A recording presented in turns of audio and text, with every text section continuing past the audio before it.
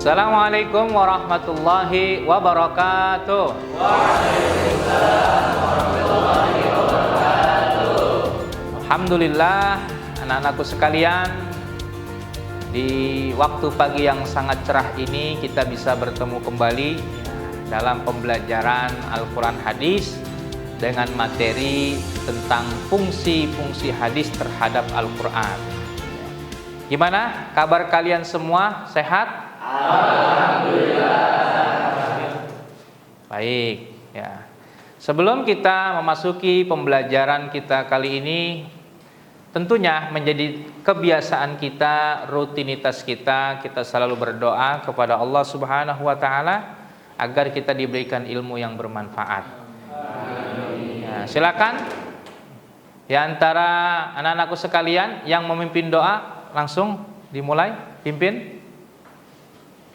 Sebelum kita mulai berdoa, alangkah baiknya kita mengangkat kedua tangan kita. Bismillahirrahmanirrahim. Bismillahirrahmanirrahim. Allahumma anfa'ni. Allahumma anfa'ni. Bima 'allamtani. Wa 'allimni. Ma yanfa'uni. Wa zidni. Ilman nafi'an. Walhamdulillahi. Ala kulli hal. Amin. Baik, anak-anakku sekalian, guru absen terlebih dahulu kehadiran kalian. Ya. Ananda Bangkit Sopan hadir? Hadir dulu. Dapa El Rapi? Hadir dulu. Dimas Rizky? Hadir dulu. Alhamdulillah hadir semua ya. Anak-anakku sekalian, sebelum kita membahas lebih dalam tentang fungsi hadis terhadap Al-Quran, pembelajaran terlebih dahulu kalian harus bisa buktikan hari ini bahwa kalian sudah memahaminya ya. Coba, materi kita sebelumnya adalah kan tentang hadis sahih dan syarat-syaratnya, betul? Betul. Apa pengertian hadis sahih? Hadis sahih. Sahih menurut bahasa ialah sehat, dan menurut istilah ialah hadis yang memenuhi 5 syarat tersebut. Oh, Masya Allah. Baik. Jadi syaratnya ada 5 hadis sahih. Syarat yang pertama apa? Guru. Syarat yang pertama adalah sanadnya bersambung. Masya Allah. Syarat yang kedua?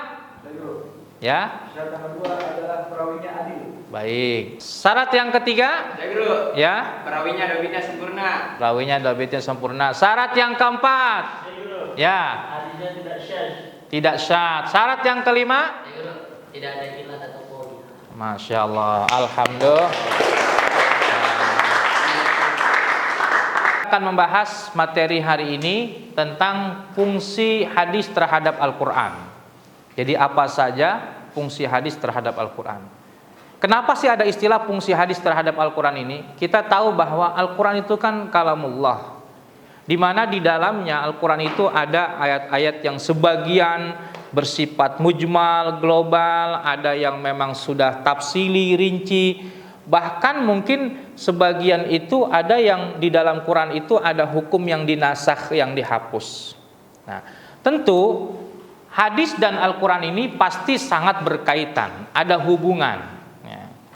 Nah, apa hubungannya itu? Nah, ada apa hubungan hadis dengan Al-Quran itu? Bisa kita lihat tema tentang fungsi hadis terhadap Al-Quran. Apa saja fungsinya? Yang pertama adalah bayan at-takrir. Yang kedua bayan at-tafsir. Yang ketiga bayan at-tashri'. Yang keempat bayan an-nasakh. Ya. Apa itu bayan at-takrir?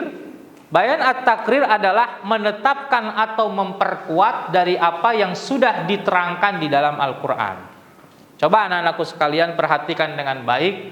Ini surah Al-Baqarah ayat 185 yang berbunyi, Syahru Ramadan alladzi unzila fihil Qur'an hudal linnasi wa bayyinatin minal huda wal furqan faman syahida minkumus syahra falyasum ila akhiril ayah. Di mana ayat ini anak-anakku sekalian, pada kata faman syahida minkumus syahra falyasum, siapa orang yang melihat, menyaksikan awal bulan Ramadan, maka hendaklah dia puasa.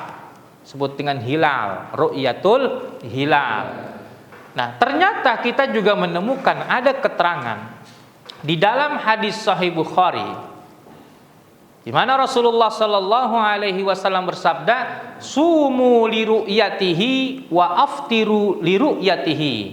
Berpuasalah kalian karena telah melihat hilal awal bulan Ramadan, dan berbukalah kalian, artinya tidak lagi kalian berpuasa karena sudah tiba hilal Syawal.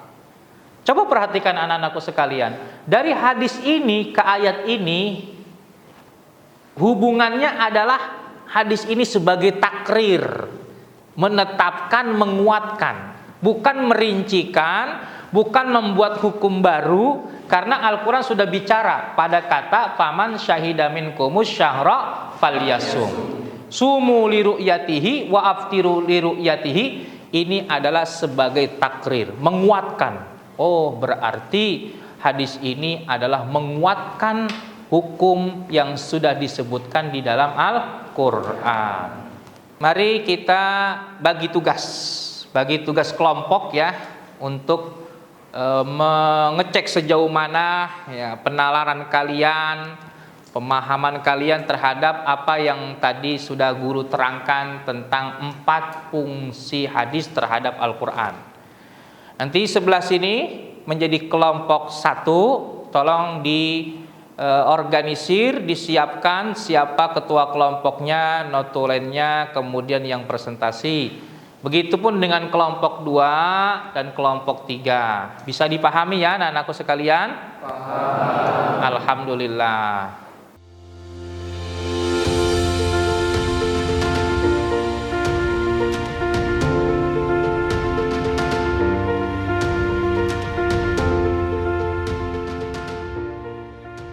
Anak-anakku sekalian, tibalah kita untuk masing-masing kelompok nih untuk mempresentasikan ya, hasil tugas kerjasamanya tentang tema fungsi hadis terhadap Al-Quran. Berikutnya kita akan dengarkan ini presentasi dari kelompok 2, Ananda Bangkit ya, namanya Bangkit ya? Iya, Bro. Oke, baik. Silakan sampaikan materinya tentang presentasi terkait materi hari ini. Silakan. Assalamualaikum warahmatullahi wabarakatuh. Waalaikumsalam warahmatullahi wabarakatuh. Alhamdulillah rabbil alamin, amma ba'du. Nama saya Bangkit Sopan Budiman. Saya perwakilan dari kelompok 2 untuk mempresentasikan fungsi hadis terhadap Al-Quran. Fungsi hadis terhadap Al-Quran ada 4. Yang pertama, bayan at-takrir, yaitu hadis yang memiliki fungsi menetapkan atau memperkuat dari apa yang sudah diterangkan dalam Al-Quran. Yang kedua, bayan at-tafsir, yaitu memberikan tafsiran atau perincian terhadap isi Al-Quran yang masih bersifat umum, serta memberikan batasan pada ayat yang bersifat mutlak. Yang ketiga, bayan at-tasri, memberikan kepastian hukum atau ajaran-ajaran Islam yang tidak dijelaskan dalam Al-Quran. Yang keempat, bayan an-nasakh, ketentuan yang datang kemudian dapat menghapuskan ketentuan sebelumnya, sebab ketentuan yang baru dianggap lebih cocok dengan lingkungan sekitar. Dan di sini kami kelompok 2 sudah mencari contoh dari fungsi hadis terhadap Al-Quran yang diambil dari kitab Bulughul Maram, yaitu Wan Abi Qatadah radhiyallahu anhu anna Rasulullah sallallahu alaihi wasallam qala fil hirrah innaha laysat binajasin innama hiya minat tawafina alaikum akhrajahul arba'ah wa sahahu Tirmidzi wa Ibnu Huzaimah, yang artinya dari Abu Qatadah radhiyallahu anhu bahwasanya Rasulullah sallallahu alaihi wasallam bersabda tentang kucing, Sesungguhnya kucing itu tidak najis, namun ia di antara binatang yang mengelilingimu. Hadis riwayat Imam 4, Imam Tirmizi dan Ibnu Huzaimah mensahihkan hadis ini. Nah, dari contoh hadis ini kita dapat simpulkan bahwa hadis ini termasuk bayan at-tasyri karena memberikan kepastian hukum atau ajaran-ajaran Islam yang tidak dijelaskan dalam Al-Quran. Sekian presentasi dari saya, perwakilan dari kelompok 2. Assalamualaikum warahmatullahi wabarakatuh. Kasih aplaus. Ahsanta. Baik, anakku. Berikutnya mari kita dengarkan kesimpulan materi pembelajaran kita tentang fungsi hadis terhadap Al-Quran yang akan disampaikan oleh salah seorang perwakilan dari teman-teman kalian kepada Ananda Naufal untuk menyampaikan kesimpulannya. Bismillahirrahmanirrahim. Saya akan menyimpulkan tentang materi yang kita pelajari pada hari ini, yaitu fungsi hadis terhadap Al-Quran. Sebenarnya apa sih fungsi hadis terhadap Al-Quran itu? Jadi Al-Quran selalu berkaitan dan berhubungan dengan hadis. Hukum-hukum yang kita temukan di ayat-ayat Al-Quran selalu ada hubungannya dengan hadis. Seperti yang tadi guru bicarakan, yaitu ayat tentang puasa, dan di situ diperkuat dengan adanya hadis tentang puasa tersebut. Dan juga ada ayat yang tidak menjelaskan tentang hukum, namun dijelaskan secara rinci di hadis, dan itu dinamakan bayan at-tasyri dan yang lain-lainnya.